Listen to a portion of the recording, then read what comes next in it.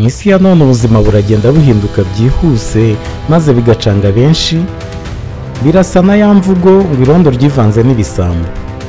Kubona imibereho birasaba kwitonda kuko na twa tuzi twasuzuguragaho bukera natwo dushobora kuzatubura maze ubukene bukadukoramo akazi koko. Ngira ngo abatembera mu bihugu byateye imbere cyangwa abareba amafilime yaho mwabonye ko ku masitasiyo ya essence nta bakozi batanga essence bakihaba, ahubwo umushoferi arahagera akahasanga imashini imwereka uko yishyura, ubundi agafata pompe akishyiriramo essence, byagera kwijyanye n'amafaranga yishyuye icyuma kigahagarara maze agakomeza urugendo. Yewe n'abanamba baboza amamodoka ntibakihaba kuko habonetse amamashini afite porogaramu yo koza amamodoka. Mbese ubu ibintu byinshi birakoreshwa amamashini cyangwa za robo, aho hari artificial intelligence cyangwa ubwenge buremano bushyirwa muri ayo mamashini. Hano turi buze gukoresha ijambo robo mu gusobanura izo mashini zashyizwemo ubwo bwenge. Ubu isi ifite imashini zishobora gukora ibintu byinshi byakorwaga n'abantu, kandi muri iyi si yihuta birashoboka ko imyuga imwe n'imwe izasimbuzwa iyo tekinoloji ya artificial intelligence. Ibi bigatera impungenge ku isoko ry'umurimo kuko hari ibyago byinshi byo kuba abantu benshi bazatakaza akazi kabo. Muri make hari utuzi twinshi abantu bazisanga nta gaciro bakidufitemo kubera ko robo zishobora kudukora neza kurushaho. Ese ni utuhe tuzi mu myaka iri imbere dushobora kuzasanga tutagikorwa n'abantu twarasimbujwe amarobo? Ese tuzashobora guhangana gute n'izi mpinduka igihe robo zizakomeza kwiyongera mu bikorwa byatangaga akazi? Ibi bibazo n'ibindi byinshi twakwibaza nibyo tugiye kuganiraho, turebere hamwe utuzi tubangamiwe cyane n'amarobo, tunarebere hamwe n'indi mirimo uko byagenda kose izakomeza gusaba ubwenge bwa muntu. Turanabamara amatsiko ku buryo abantu bashobora gukorana n'iri koranabuhanga mu gukomeza kugira akazi no kubaho neza muri iki gihe cy'izi mpinduka z'isi. Mwahisemo neza rero gukurikira uyu muyoboro w'utuntu tw'ubwenge, kandi turanabibashimira kuko ni inkunga ikomeye. Turashimira cyane abamaze gukora subscribe kuko nimwe mudutera ingufu zo gukomeza kubashakira utundi tuntu tw'ubwenge. Nawe utarakora subscribe rero, nuramuka unyuzwe n'iki kiganiro ntiwibagirwe gukora subscribe mu rwego rwo kudutera inkunga. Ntiwibagirwe kandi no gukanda ku gashusho k'inzogera kugira ngo hatazagira utundi tuntu tw'ubwenge twongera kugucika.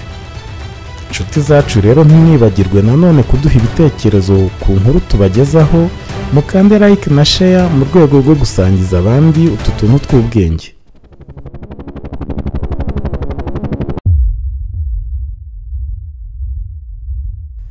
Mu myaka iri imbere ubwenge buremano bwa za robo bushobora kuzasimbura ikiremwa muntu cyangwa se bugafasha mu mirimo myinshi yakorwaga n'abantu benshi.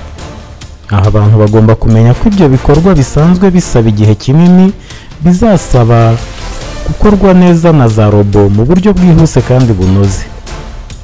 Bimwe mu bikorwa ubushakashatsi bwerekanye ko bizahura n'impinduka zikomeye kubera iterambere ry'amarobo birimo ubucungamari aribwo accounting ndetse n'ubukungu finance, aho robo ishobora gukora ibijyanye no kubara imisoro, kugenzura imari no gukora igenzura ry'abakozi n'ibindi.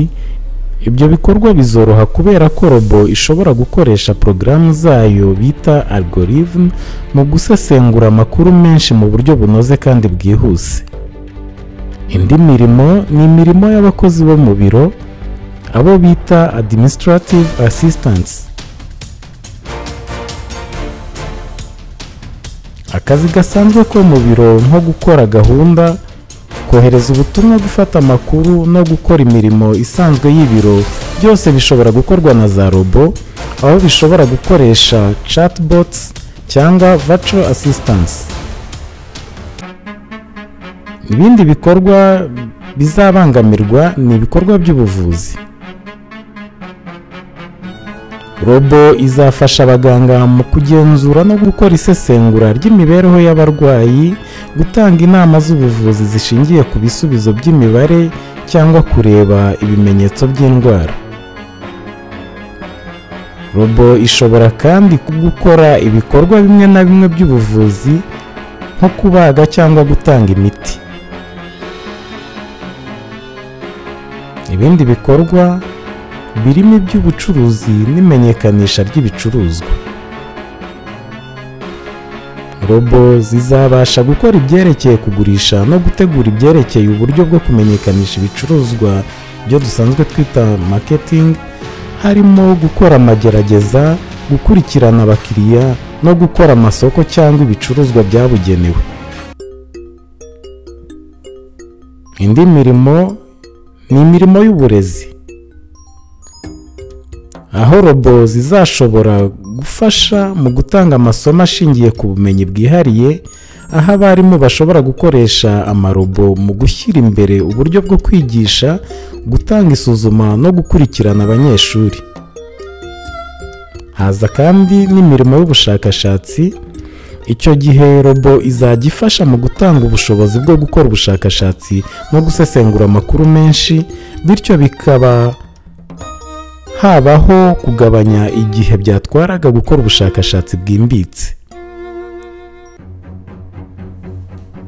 Indi mirimo ni imirimo y'abashinzwe umutekano, aho robo zizafasha mu gukurikirana umutekano, gukora igenzura ry'imikorere y'abantu, gutahura ibikorwa bitemewe no gufasha mu gukurikirana amakuru ajyanye n'ibyaha. Indi mirimo izakorwamo amarobo ni imirimo y'ubwikorezi cyangwa ya transport. Mu gihe kizaza, imodoka yifashisha robo izajya itwara abantu n'ibintu ku buryo bw'ikora, ikagabanya akazi k'abatwara abantu n'ibintu nk'abashoferi. Urugero nk'ubu ngira ngo murabizi ko kampani ya Tesla yatangiye gukora taxi zitwara. Ariko nanone rero, nubwo robo ishobora gufasha cyangwa gusimbura imirimo imwe n'imwe, hazagumaho imirimo ikenera abantu bafite ubumenyi cyangwa ubushobozi bwihariye mu guhanga udushya. Ngira ngo mwumvise imvugo ivuga ngo kanaka akora nka robo, bivuga ngo nta marangamutima cyangwa gushyira mu gaciro ashyira mu byo akora. Rero nubwo artificial intelligence izagira uruhare runini mu gusimbura cyangwa gufasha mu mirimo myinshi, hari imirimo imwe n'imwe itazabangamirwa cyane n'amarobo kuko isaba ubushobozi bwo kwitonda, guhanga udushya cyangwa se kumva no gufata ibyemezo mu buryo bwimbitse. Imirimo y'ingenzi ubushakashatsi bwagaragaje ko ishobora kutazabangamirwa cyane na za robo harimo imirimo y'ubuhinzi, ubworozi, ubwubatsi, yewe n'ubukerarugendo.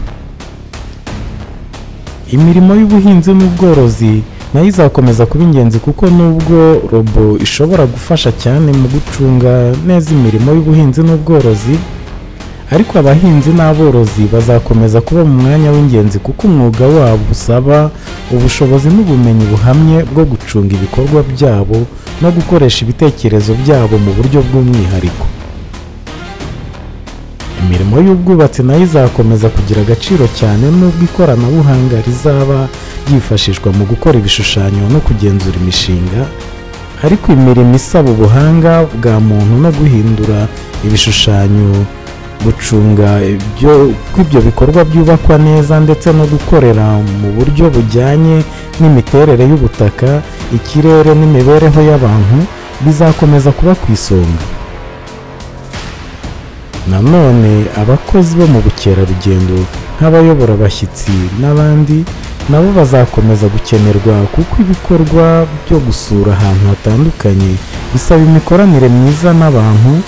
Ibi nabyo amarobo akaba atashobora kubikora neza nk'umuntu. Ubushakashatsi busanga hari bimwe mu bikorwa bigaragara ko bishobora kutazabangamirwa cyane na za robo. Aha twavugamo imirimo isaba imiyoborere n'ubumenyi bw'imibanire, leadership and social skills. abayobozi b'ibigo mbese muri rusange abantu bose basabwa gufata imyanzuro ikomeye isaba kumva neza abantu, guhuza inyungu zitandukanye no gufata ibyemezo by'umwihariko bishingiye ku mibanire bazakomeza gukenerwa mu nzego zose. Burya robo ikoresha ibyashyizwemo n'abantu kandi nta nubwo yatanga inama zirimo amarangamutima, ariko uburyo bwo gufata ibyemezo bushingiye ku mubano n'ubumenyi bw'imikorere ya muntu, robo ntabwo ibishoboye kuko ntishoboye kugira impuhwe, kumva amarangamutima y'abandi cyangwa se gushyira mu gaciro. Ibindi bikorwa ni ibikorwa by'ubuhanzi n'ubugeni, art and creativity. Nubwo robo ishobora gufasha mu gukora ibikorwa by'ubuhanzi cyangwa gutanga ibitekerezo by'ibanze, ibikorwa by'ubugeni nk'ubuvanganzo, ubugeni bw'amashusho, umuziki n'ibindi bisaba ubuhanzi bw'umwimerere ndetse no guhanga udushya. Robo ishobora gukora kopi z'ibihangano, ariko ubugeni bw'ukuri buracyasabwa guhanga ibyiyumviro bishya no kugera ku mutima w'umuntu. Robo ntabwo yabishobora. Ibindi bikorwa birimo iby'abahanga mu by'ubuvuzi n'ubuganga, specialist of medicine and health care. Nubwo nk'uko twabibonye mbere mu bijyanye n'ubuzima, robo ishobora gufasha mu gusesengura ibimenyetso cyangwa gutanga inama z'ubuvuzi, ariko abahanga mu buvuzi nk'abaganga, ababyaza n'abandi bantu bafite ubumenyi mu by'ubuzima bo bakora mu buryo bushingiye ku mibanire n'ubumenyi bw'ubuzima bwa muntu bazahora bakenewe. Ibi bisaba kwitondera umuntu ku giti cye no kumva amarangamutima y'uwo muntu, ibyo bikaba atari ibintu byoroshye kuri za robo. Ibindi bikorwa birimo imirimo y'ubushakashatsi n'iterambere, research and development.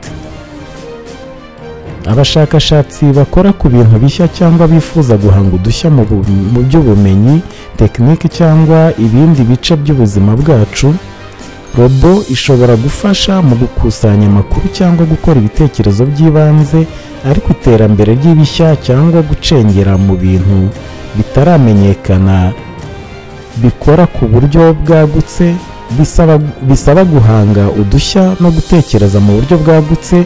Ibyo robo ziracyabifitemo imbogamizi. Indi mirimo ni imirimo y'abanyamategeko n'abunganizi mu by'amategeko, lawyers and legal professionals. Nubwo robo ishobora gufasha mu gusesengura dosiye, gukora igenzura ry'amategeko cyangwa gutanga inama z'ibanze, abunganizi mu by'amategeko bakora ku buryo bwo gutanga inyunganizi zishingiye ku buryo bwo kumva imibereho n'amateka ya buri muntu. Ibi bisaba ubushobozi bwo kumva ibitekerezo byihariwe na muntu no kubihuza n'amategeko. Muri make, ibikorwa byo gufata ibyemezo mu buryo bushingiye ku mategeko cyangwa se ku myanzuro y'abacamanza bisaba umucamanza cyangwa umunyamategeko w'umwuga. Indi mirimo ni imirimo isaba guhuza no gufasha abantu, social work and counseling. Iyi mirimo isaba guhuza no gufasha abantu nk'ubukangurambaga ndetse n'ubujyanama izakomeza kuba ingenzi mu bihe biri imbere, kandi ntizabangamirwa cyane n'amarobo, kuko mu by'ukuri iyi mirimo y'ubufasha n'ubujyanama irasaba impuhwe, kumva no gutanga inama zishingiye ku marangamutima ya muntu.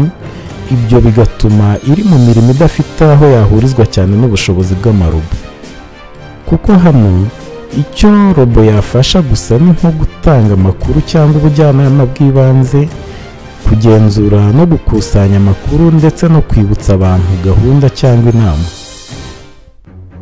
Muri rusange tubonye ko imirimo isaba ubushobozi bwihariye bwa muntu, ibyo twita soft skills, izakomeza kugira akamaro, kuko amarobo ntashobora guhindura imikorere y'imibanire y'abantu, nko kwita ku muco, kugaragaza ubwenge bwo gushyira mu gaciro cyangwa se kugira impuhwe za kibyeyi bisabwa mu mirimo iciriritse, nko kurera abana, ubujyanama mu by'ubuzima n'indi.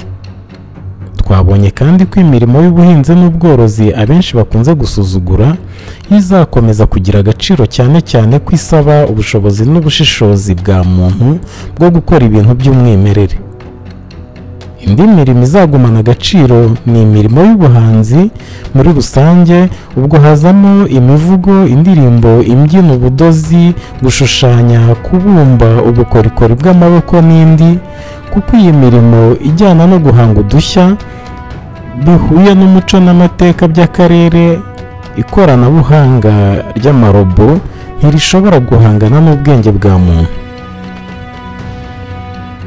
Mu gusoza rero, biragaragara ko kugira ngo tugendane neza n'igihe cy'amarobo bisaba kwiga no gukoresha ikoranabuhanga mu guteza imbere imirimo yacu, ariko tugakomeza kwita ku bumenyi n'ubushobozi bw'umwimerere bwa muntu, tukirinda ko amarobo yasimbura imirimo isaba ubuhanga bwa gakondo no gufata ibyemezo bya kimuntu no guhanga ibishya.